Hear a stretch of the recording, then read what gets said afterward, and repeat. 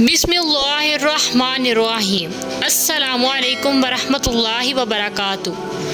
नबी करीम सल्लल्लाहु अलैहि वसल्लम ने फरमाया कि अगर औरत अपने शोहर के माल में से कुछ खर्च करे और उसकी नीयत शोहर की पूंजी बर्बाद करने की ना हो तो उसे खर्च करने का सवाब मिलेगा और शोहर को भी उसका सवाब मिलेगा। उसने कमाया है और खजानची का भी यही हुक्म है। एक का सवाब दूसरे के सवाब में कोई कमी नहीं करता। नबी करीम सल्लल्लाहु अलैहि वसल्लम ने फरमाया कि लोगों पर ज़रूर एक ऐसा ज़माना आ जाएगा कि एक शख्स सोने का सदका लेकर निकलेगा लेकिन कोई उसे लेने वाला नहीं मिलेगा। और ये भी होगा कि एक मर्द की पनाह में 40-40 औरतें आ जाएंगी क्योंकि मर्दों की कमी हो जाएगी और औरतों की ज़्यादती होगी।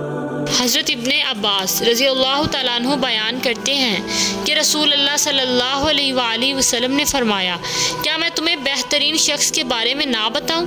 अल्लाह की राह में अपने घोड़े की लगाम थामने वाला वो शख्स। क्या मैं तुम्हें उसके करीब के बारे में ना बताऊं?